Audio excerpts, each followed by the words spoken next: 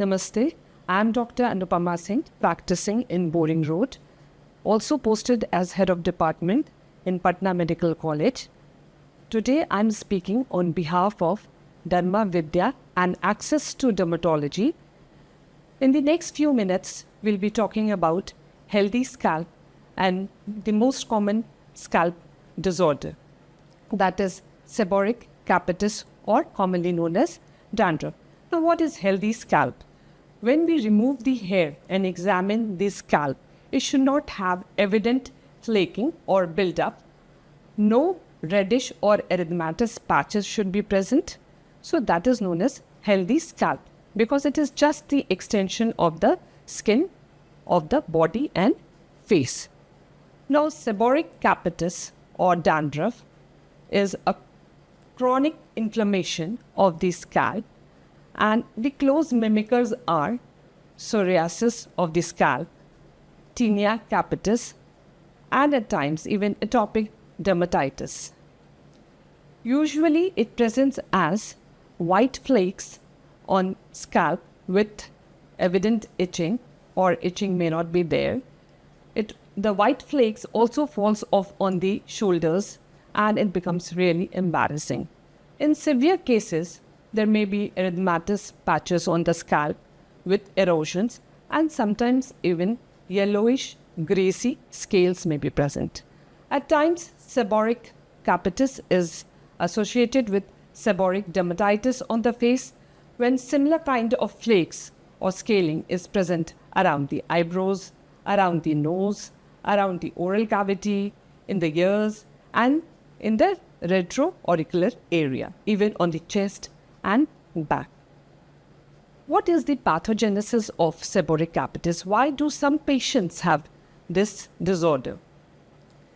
Obviously, they are genetically predisposed. They show hyper-responsiveness to the commensal Malassezia furfur, which is present on the scalp. Other than this, they also have increased oil secretion. So these two factors produce inflammation, and inflammation leads to proliferation of the scalp. So the evident scales are seen, and there is also impairment in the cutaneous barrier. So this is in short the pathogenesis of seborrheic capitis. Now, what are the factors which aggravate or produces seborrheic capitis? Extremes of condition, like if there is very low temperature or low humidity like in winter season, or if there is excessive sweating, then also there is aggravation of seborrheic capitis. Now, certain conditions like stress or immunosuppression like AIDS, or hormonal changes like puberty, or extremes of age like old age, or even in young infants we see cradle cap. Other than this, depression is also a precipitating factor, and patients on certain drugs like lithium, or if they are on Sorelin. So there can be umpteen number of factors aware of. Other than this, we must think of how to treat this condition. Now, first is to control the inflammation, and then maintenance of controlling of inflammation. Now, one thing should be kept in mind, that we cannot cure seborrheic capitis. We can control the inflammation. We have to know about the trigger factors and educate our patients about the trigger factors. What are the treatments? The treatments are obviously shampoos containing active ingredients like ketoconazole shampoo, and there are various azoles like bifonazole or miconazole. So these are the shampoos. Other than this, the active ingredients which are being used are salicylic acid, selenium sulfite, zinc pyrithione. So they all cause decrease in inflammation, and certain shampoos like coal tar and all, they decrease the proliferation also, and the azoles, they decrease the Malassezia furfur population. So different shampoos or different active ingredients work by different ways. So we can even combine them, like we combine salicylic acid shampoos with ketoconazole shampoos. So depending on the severity of the condition, we can use a treatment.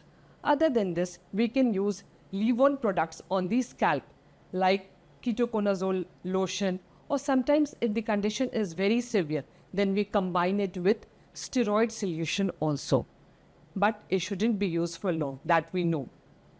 Other than this, we can use oral antifungal drugs for very severe cases. And sometimes we do use isotretinoin to decrease the oiliness of the scalp. But we know that this is a teratogenic drug and shouldn't be used very frequently. And there are some do's and don'ts which the patient must know. What should we not do, or what should we do if we have seborrheic capitis? Sometimes there are many myths that the hair shouldn't be washed daily. But if the patient has very oily scalp and there is excessive sweating during summer season, then it can be used, or it can be washed daily. On a daily basis, it can be washed, but we have to use conditioner. So these are the things that we have to keep in mind. And other than this, what are the don'ts? We should not use oil, because oil is a culture media for Malassezia furfur.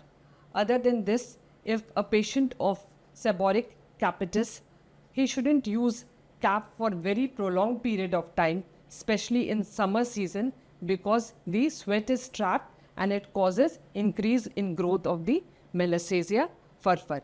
And other than this, one thing which is very important is the diet, because the gut microbiome will decide the scalp microbiome. So the patient must be encouraged to avoid fast food, oily food, and must be asked to eat healthy green vegetables. Thank you. For more such videos, visit or log into dharmavidya.com.